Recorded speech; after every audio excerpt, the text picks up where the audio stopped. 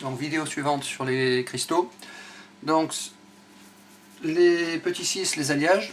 Donc là c'est beaucoup de blabla, il n'y aura pas de calcul, c'est juste pour des définitions et des caractéristiques. Donc un alliage c'est une combinaison entre un métal qu'on appelle le métal hôte, ou élément de base, avec un ou plusieurs éléments qui sont dits éléments d'alliage. Il peut y avoir éventuellement des impuretés qui peuvent se rajouter en plus. Donc des exemples d'alliage classiques, il y a ce qu'on appelle l'acier. Donc l'acier c'est un alliage dans lequel on a du fer plus 2% de carbone. La fonte, c'est un peu la même chose, donc c'est du fer avec du carbone à 7%. Donc on a 7% d'atomes de carbone qui sont rajoutés dans la structure et qui vont s'insérer dans des sites.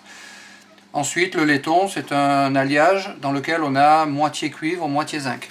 Donc alors là, à ce moment-là, on ne peut plus parler vraiment de métal hôte et d'éléments d'alliage, puisque les deux jouent exactement le même rôle. Donc il existe deux types d'alliages. Les alliages de substitution. Donc des alliages de substitution, ça va concerner des alliages dans lesquels l'atome qu'on va rajouter a à peu près la même taille qu'un atome qui fait le réseau. Et donc, simplement, ça veut dire qu'un atome qu'on va rajouter va prendre la place d'un atome qui fait le réseau. Donc ici, on a tous les atomes qui sont identiques, et il y en a un au milieu qui a été modifié, qui n'est plus le même type d'atome. Donc ça, c'est un alliage de substitution. Et ensuite, les alliages d'insertion. Donc dans des alliages d'insertion, on a les atomes d'alliage qui viennent s'insérer dans des sites. Donc par exemple, ici, on a un atome supplémentaire qui vient s'insérer dans un site. La contrainte, bien sûr, supplémentaire, c'est qu'il faut que cet atome ait des dimensions qui soient compatibles avec la taille du site. Et donc, ce sont les deux types d'alliages qui vont exister principalement. Et donc, l'intérêt de... Donc la position des éléments dans un alliage peut être complètement régulière ou complètement aléatoire.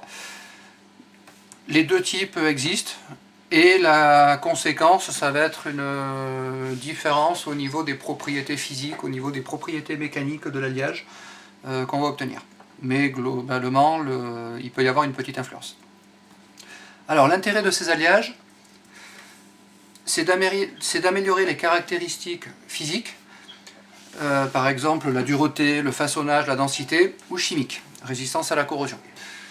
Donc par exemple, si on prend des alliages d'aluminium, ils sont légers et façonnables et beaucoup plus résistants que l'aluminium pur. Une des utilisations principales de ces alliages d'aluminium, c'est l'aéronautique, parce que l'aluminium est un métal qui est très léger. Et donc si on fait des alliages à partir d'aluminium, on obtient un alliage qui reste assez léger. Et donc c'est un énorme intérêt pour l'aéronautique. Mais justement, on ne travaille pas avec de l'aluminium pur, parce que les alliages d'aluminium sont beaucoup plus façonnables et ils sont beaucoup plus résistants que l'aluminium pur. Un autre exemple, c'est l'acier inoxydable.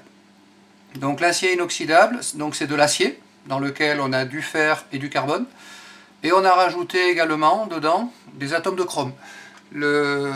Ces atomes de chrome vont empêcher justement notre acier de s'oxyder. Alors quand je dis ils vont empêcher, c'est une réaction qui va devenir cinétiquement très très lente.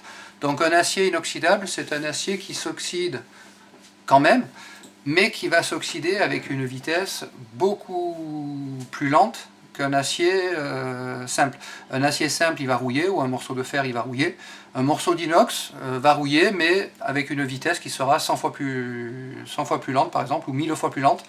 Et donc, on a l'impression qu'il ne rouille pas, mais si on le laisse suffisamment longtemps, ou si on l'expose à des éléments extrêmes, par exemple, si vous mettez un morceau d'acier inox et que vous le mettez dans de l'eau de mer, ou à côté de l'eau de mer, où il subit les embruns, il subit l'eau salée, etc., ben votre acier inox, même si c'est de l'inox, il va quand même rouiller, il va quand même s'oxyder. Et donc,